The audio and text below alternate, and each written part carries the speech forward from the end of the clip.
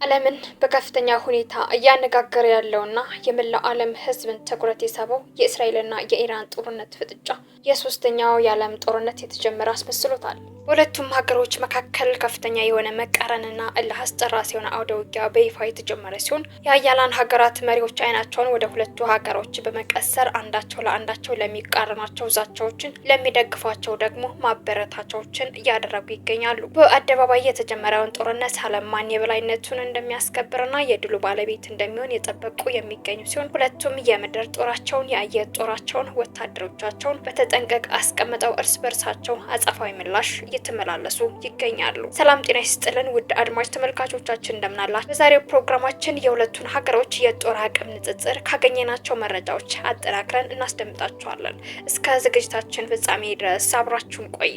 ኢራንና እስራኤል የዓለማችን ልዕለ ሀያላን ሀገሮች ሲሆኑ የጦርነቱ ፍጥጫ እየተካረረ መምጣቱን ተከትሎ በየዜጎቻቸው ላይ እየተዛዛቱም ይገኛሉ። እስራኤል ቁልፍ የምትላቸውን የኢራን ወታደራዊ ኢላማዎችን፣ ባለስልጣናትና ሳይንቲስቶችን አድብታ ስታጠቃ፣ ኢራን ደግሞ በእስራኤል ዙሪያ በሚገኙ ሀገራት ውስጥ ያሉ ታጣቂ ቡድኖችን በመደገፍ ሰላም ስትነሳ ቆይታለች። ኢራን በበኩሏ በእስራኤል ላይ መጠነ ሰፊ የሚሳኤልና የድሮን ጥቃቶችን በመፈጸም ምላሿን ሰጥታለች። ይህም በመካከለኛው ምስራቅ ውስጥ ከባድ ጦርነት ሊከሰት ይችላል የሚል ስጋት አስከትሎ ቆይቷል። የሁለቱን ሀገሮች የጦር አቅም ንጽጽራቸውን ስናይ ደግሞ 88 ሚሊዮን የሚጠጋ የህዝብ ብዛት ያላት ኢራን 1.6 ሚሊዮን ስኩዌር ኪሎ ሜትር የመሬት ስፋት አላት። 650 ሺህ የሚጠጋ የእግረኛ ጦር ወታደሮች ያሏት ኢራን ከዚህ ውስጥ 350 ሺህ ተጠባባቂ፣ 220 ሺህ ደግሞ በተጠንቀቅ ላይ ያለው ወታደሮች መሆናቸውን ካገኘናቸው መረጃዎች ማረጋገጥ ችለናል። በጦር አቅሟ ከዓለም አቀፍ ደረጃ ማለትም ከ145 ሀገሮች ውስጥ በ16ኛ ደረጃ የምትገኘው ኢራን ከምዕራቡ ልዕለ ሀያላን ሀገራት በሚሳኤልና በድሮን ከፍተኛ ክምችት ካላቸው ሀገሮች ውስጥ አንዷና ዋነኛዋ መሆኗን ከወርልድ ፋየር ፓወር ያገኘነው መረጃ ያመላክታል። የኢራን አየር ኃይሏን ስናይ ደግሞ 551 ኤርክራፍቶች፣ 186 ተዋጊ ኤርክራፍቶች፣ 26 አጥቂ ጀቶች፣ 87 የትራንስፖርት ወይም ደግሞ መጓጓዣዎች፣ 26 ለልምምድ የሚያገለግሉ ጀቶች፣ 24 ልዩ የሆነ ተልዕኮ የሚፈጽሙ ጀቶች፣ 128 የጦር ሄሊኮፕተሮች፣ 13 አጥቂ ሄሊኮፕተሮች፣ 1713 የጦር ታንኮች አሏት። በተጨማሪም 65825 ወታደራዊ ተሽከርካሪዎች፣ 505 ሮኬት አስወንጫፊ ታንኮች ያሏት ሲሆን 173 ኤርፖርቶች እና 18 ተርሚናሎች ባለቤት ናት። ሀገሪቷ በተፈጥሮ ጋዝ ማለትም በዘይት 9ኛ ደረጃ ላይ የምትገኝ ሲሆን የድንጋይ ከሰልና የተፈጥሮ ጋዝ ክምችትም አላት። ኢራን ከጎረቤቷ ኢራቅ ጋር ከአውሮፓውያኑ 1980 ጀምሮ ለ8 ዓመታት የቆየ ጦርነትን ካደረገችበት ጊዜ አንስተው መጠነ ሰፊ የሚሳኤልና የድሮን ግንባታ ስራዎችን ስታከናውን መቆየቷ መረጃዎች ዋቢ አድርገው ገልጸውታል። ኢራን 320 የሚደርሱ የውጊያ ብቃት ያላቸው አውሮፕላኖች ባለቤትም ናት። ጀቶቿ ከ1960ዎቹ ስሪቶችን ጨምሮ ኤፍ4፣ ኤፍ5 እና ኤፍ14 የጦር አውሮፕላኖች እንዳሏት አይአይኤስ ገልጿል። ኢራን ካሏት አሮጌ የጦር አውሮፕላኖች መካከል ምን ያህሉ መብረር እንደሚችሉ ማወቅ አስቸጋሪ እንደሆነም ተጠቁሟል።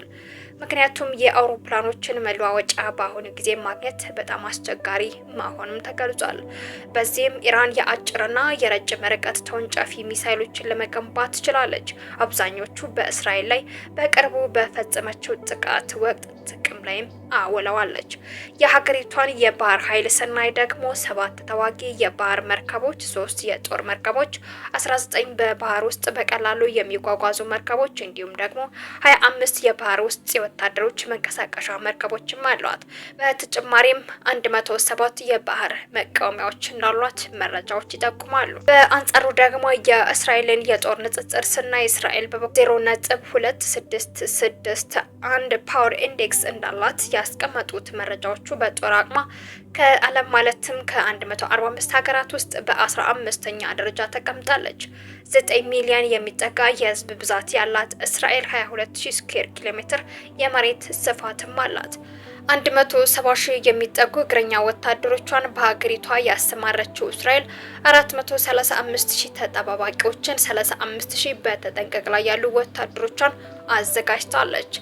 611 የአየር መቃወሚያዎች፣ 10 ጀቶች፣ 241 አጥቂ ሄሊኮፕተሮች፣ 16 ለመጓጓዣ የሚያገለግሉ ትራንስፖርቶች፣ 13 ታንኮች፣ 155 የልምምድ ኤርክራፍቶች፣ 23 ልዩ ተልዕኮ የሚፈጽሙ ኤርክራፍቶች፣ 147 ሄሊኮፕተሮች፣ 48 አጥቂ ሄሊኮፕተሮች እንዲሁም ደግሞ 1300 ታንኮች አሏት።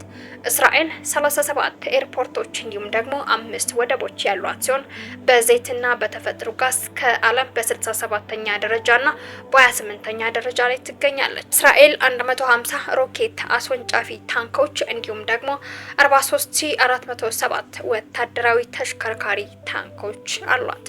እስራኤል ካሏት የጦር ጀቶች መካከል ረጅም ርቀት ተጉዘው ጥቃት የሚፈጽሙ ኤፍ-15 አውሮፕላኖች፣ እጅግ ዘመናዊ የሆኑ ኤፍ-35 አውሮፕላኖች እንዲሁም ደግሞ ከራዳር እይታ ውጭ የሚጓዙ ሲሆን ፈጣን አጥቂ ሄሊኮፕተሮችም አሏት። የሀገሪቷን የባህር ኃይል ስናይ ደግሞ ተዋጊ የባህር መርከብ የላትም። በአንጻሩ ግን 7 የጦር መርከብ፣ 5 የባህር ውስጥ በቀላሉ የሚጓጓዙ መርከቦች እንዲሁም ደግሞ 45 በባህር ውስጥ የወታደሮች መንቀሳቀሻ መርከቦች አሏት።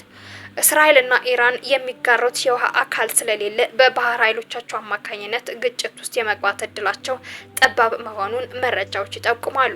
እንደ IISS መረጃ ከሆነ ደግሞ በአውሮፓውያኑ 2022 እና 2023 የኢራን የመከላከያ በጀት 7.4 ቢሊዮን ዶላር አካባቢ የነበረ ሲሆን የእስራኤል ግን ከእጥፍ በላይ ማለትም 19 ቢሊዮን ዶላር እንደነበረ መረጃዎች ይጠቁማሉ። ከምጣኔ ሀብት አንጻርም የእስራኤል አጠቃላይ ሀገራዊ ምርት ከኢራን በእጥፍ የሚበልጥ እንደሆነም ተገልጿል። እስራኤል የራሷ የኒውክሌር ጦር መሳሪያዎች እንዳሏት ቢነገርም በመንግስት ደረጃ ግን በይፋ እንዳይገለጽ በማድረግ መሳሪያው እንዳላት በሁሉም ዘንድ ጥርጣሬ እንዲፈጠር ስታደርግ ቆይታለች። ምንም እንኳን እስራኤልና ኢራን እስካሁን ድረስ መደበኛ ጦርነት አድርገው ባያውቁም ሁለቱ ሀገራት ይፋ ያልወጣው ግጭት ሲያካሂዱም ቆይተዋል።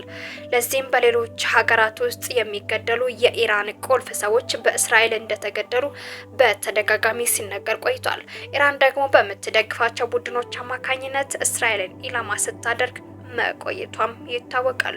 ውድ አድማጭ ተመልካቾቻችን ለምሽቱ ያዝነላችሁ መረጃዎቻችን እነዚህን የተከታተላችኋቸውን ይመስሉ ነበር።